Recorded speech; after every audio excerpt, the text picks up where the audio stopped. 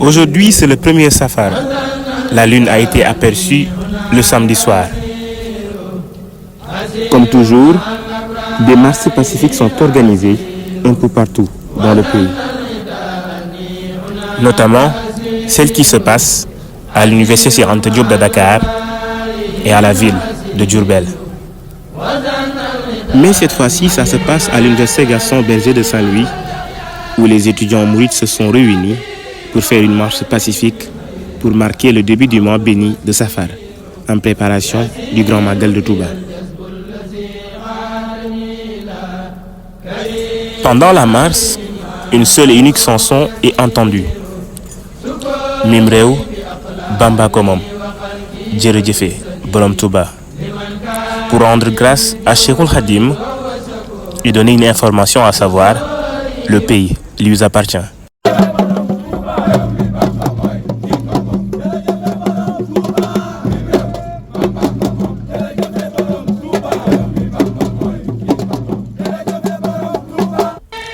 La photo de Cheikh Ahmadou Bamba et celle de son véridique disciple Mame Cheikh Ibrahima Fall est brandie un peu partout où passe la foule.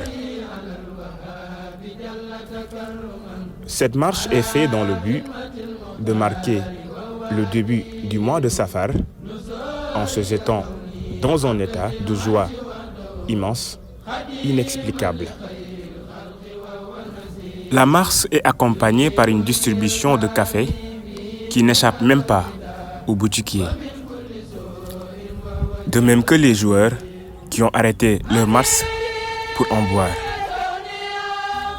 Ces étudiants, de par leur déguisement, ressemblent à des gens qui ont été éduqués à Khelcom. Mais bien sûr, seul Cheikh Ahmadou Bamba a cette capacité de convoquer la raison humaine au canal de la sagacité.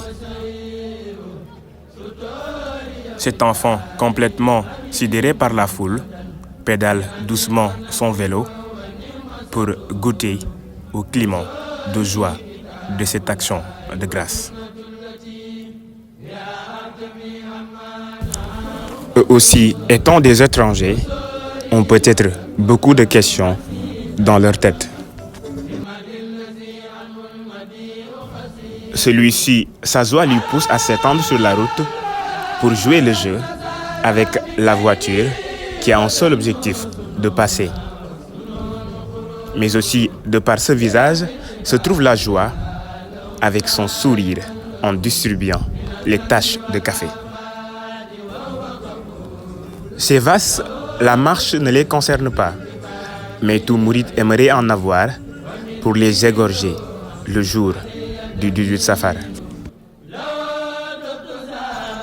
Après quelques heures de marche, les choses se terminent avec cette belle chanson à la sicorienne.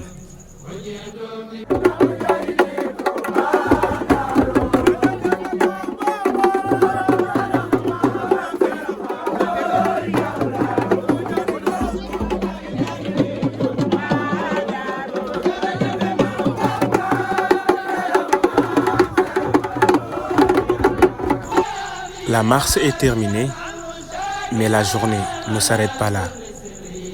Il nous faut cette fois-ci découvrir la déclamation des Khassaïd, chanter en chœur et avec le cœur, dans un rythme qui donne des frissons.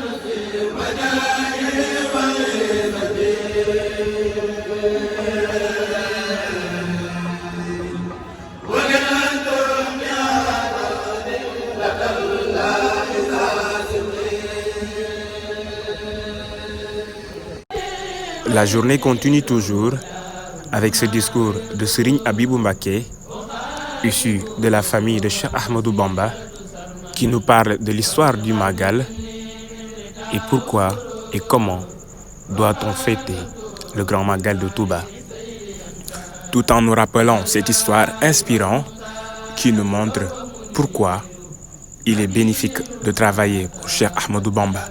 nee na daa mës a romb ba te fekk ab sàmm buy sàmm ay nagam nee na mu gis nag mu ko ca neex moom sëriñ bi mu ne maam Thierno dama bëgg nga dem wax sàmmkat bee ne ko nag wee de daf maa neex lool ma bëggoon mu jox ma ko te yàlla rek tax nee na maam Thierno daal di dem daal di wax loolu waa ji ne ko mën naa ko koo jox waaye nag dama ciy teg ay conditions ne ko man tàmbali naa jëm mag te damaa bëgg a gën fee yàgg gën a gudd fan te gudd fan gi bëgguma mu gudd fan rek dong waaye damaa bëgg gudd fan ba noppi ànd bu wér ne ko la ca topp it mooy sama nag yi may sàmm damaa bëgg ñu bëri lool te barkeel la ca mujj it mooy damaa bëgg su ma faatoo dem àjjana yi suñu Basiru ko nettali wax ne Maam Cerno ne ko waajee de mën na ko kon nañ fa ànd nga waxaatal ko sa bopp nee na bi ñu àndee ba dem ci kanamu sëñ bi waa ji baamuwaat lu mu waxoon ci kanamu sëñ bi suñu ne ko loolu de mënees na ko. Pour bien se tenir debout et faire l'indispensable sans faille avec la manière, il nous fallait manger quelque chose, comme le sandwich, partagé avec beaucoup d'amour.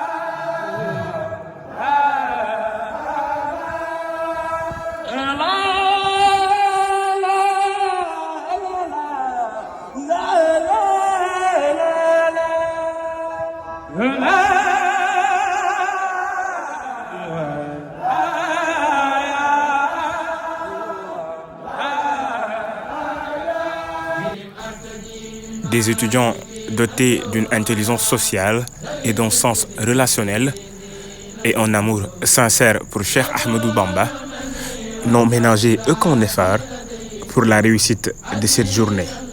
Ainsi, notre journée se termine avec ce beau chanson Zikroullah par Serigne Khadim.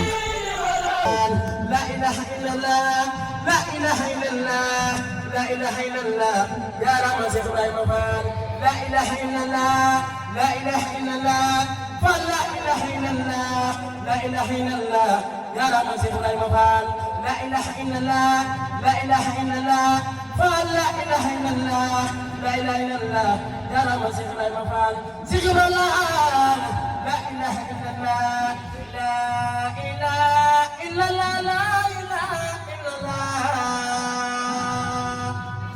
عندي مستوى لا إله إلا الله لا إله إلا الله ذكر الله لا إله إلا الله لا إله إلا الله لا إله إلا الله بيتوني لا